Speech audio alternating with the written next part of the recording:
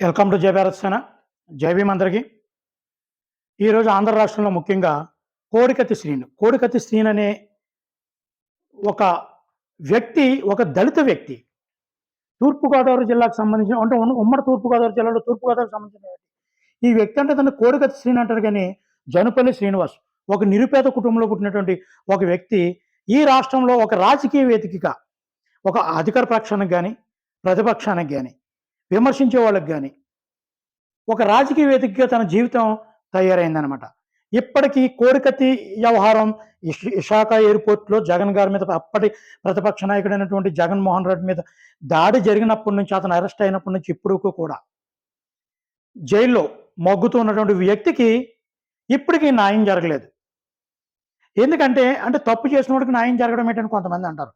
Murder చేసిన వాళ్ళు, హత్యలు చేసిన వాళ్ళు, అంటే మర్డర్ చేసిన వాళ్ళు కానీ, రేపులు చేసిన వాళ్ళు కానీ, పేదల దగ్గర నుంచి భూములు ఆక్రమించిన వాళ్ళు కానీ, అనేక లక్షల కోట్ల అవినీతి కేసులు ఉన్నవాళ్ళు కానీ, ఇటువంటి దారుణమైన కేసులు ఉన్నవాళ్ళు ఈ రోజుని బయట జడ్జాగా బెయిల్ మీద తిరుగుతున్నారు. కానీ ఒక నిరుపేద దళిత కుటుంబానికి చెందినటువంటి కోడికత్తి అంటే జనుపల్లి శ్రీనివాసు ఇప్పటికీ సరైన న్యాయం అందకుండా ఉండడానికి గల కారణం ఈ రాష్ట్ర ముఖ్యమంత్రి అయినటువంటి జగన్మోహన్ రెడ్డి గారు. ఎందుకంటే ఆయన 5 సంవత్సరాలు బట్టి నేను సీఎం హోదాలో ఉన్నాను, నాకు రావడానికి కుదరదనేటువంటి ఒక్క మాటతో కోర్టులోకి వెళ్ళి ఒక్క మాట చెప్పకపోవడంతో పొడిచాడా లేదా అనే విషయం ఒక్క మాట చెప్తే, పొడిస్తే పొడిచాడు, పొడలేకపోతే పొడలేదు, పొడిస్తే పొడిచాడనే చెప్పాలి. ఒక్క మాట చెప్పుకుంటే ఈ పాటికి శ్రీనికి బెయిల్ వచ్చేసి ఉండేదన్నమాట. ఈయన కోర్టుకి వెళ్ళకపోవడంతో తన తల్లిదండ్రులు, వృద్ధురాలైనటువంటి తన తల్లి, తన తమ్ముడు సుబ్బరాజు వీళ్ళిద్దరూ కలిపి జగన్మోహన్ రెడ్డిని కలవడానికి వెళ్ళినప్పుడు కూడా వాళ్ళకి అపాయింట్మెంట్ ఇవ్వకుండా, ఎంత దౌర్భాగ్యం అండి.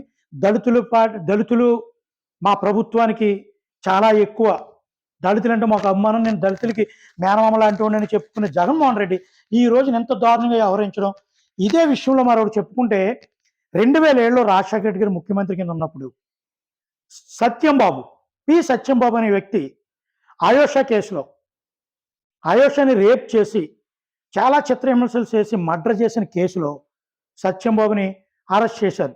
కానీ ఇందులో కూడా కోనేరు రంగారావు అనేటువంటి ఒక వ్యక్తి మనవుడైనటువంటి కోనేరు సతీష్ మెయిన్ ముద్దయ్య.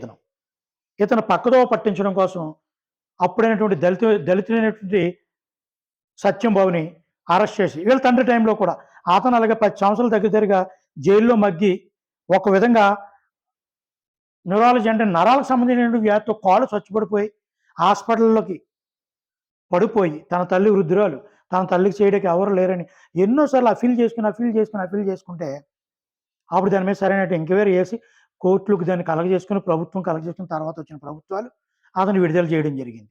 అంటే తండ్రి కొడుకుల సమయంలో ఇద్దరు అభాగ్యులు, దళితులైనటువంటి అభాగ్యులు ఈ రోజుని అన్యం పుణ్యమైన రీతిలో జైల్లో ఉండడం అనేది చాలా బాధకరమైన విషయం. ఎందుకంటే అధికారంలో ఉన్నటువంటి జగన్మోహన్ రెడ్డి ఇప్పటికైనా మేలుకొని నిజంగా అతను పొడిచాడని ఒక సాక్ష్యం ఇస్తే అప్పుడు కోర్టు నిర్ణయం తీసుకుంటుంది దానికి ఏం చేయాలి అని. నిజంగా శిక్ష ఇస్తే అది ఎన్ని సంవత్సరాలు ఉంటే సగం చేసినట్టే. 7 సంవత్సరాలు యావజ్జీవ కారాశిక్ష చేశారనుకో, 5 సంవత్సరాలు అయిపోయింది, ఇంకా 2 సంవత్సరాలు చేయాలి. ఒకసారి ఆలోచించాలి దళిత సమాజం, ఆంధ్ర ప్రజలు కూడా ఈ విషయంలో ఆలోచించాలని మనస్ఫూర్తిగా కోరుకుని కొంతమంది అంటున్నారు.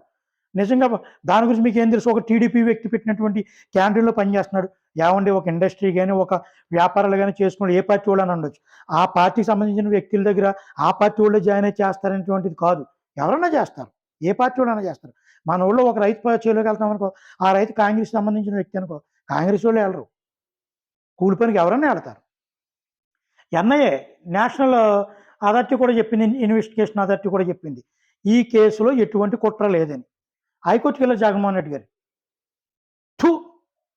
ఆయన హైకోర్టు అన్నది అక్కడ లాయర్ని గట్ట ఏంటి దీన్ని ఎందుకు ఇలా సాగదీస్తున్నారు, ఎన్ఐఏ క్లియర్గా చెప్పింది కదా అని. ఒకసారి ఆలోచించండి. ఇంకా మొడ్డుగా అడ్డంగా వాదించే వాళ్ళు ఉంటారు కొంతమంది, వాళ్ళ గురించి అయితే నేను మాట్లాడడం లేదు. కొంచెం న్యాయం తెలిసిన వాళ్ళు, న్యాయ నిపుణులు, ఎంతో కొంత అవగాహన ఉన్న వాళ్ళు ఈ కేసుని ఎంతో కొంత ఆలోచించగలుగుతారు. జై భీమ్ అందరికీ.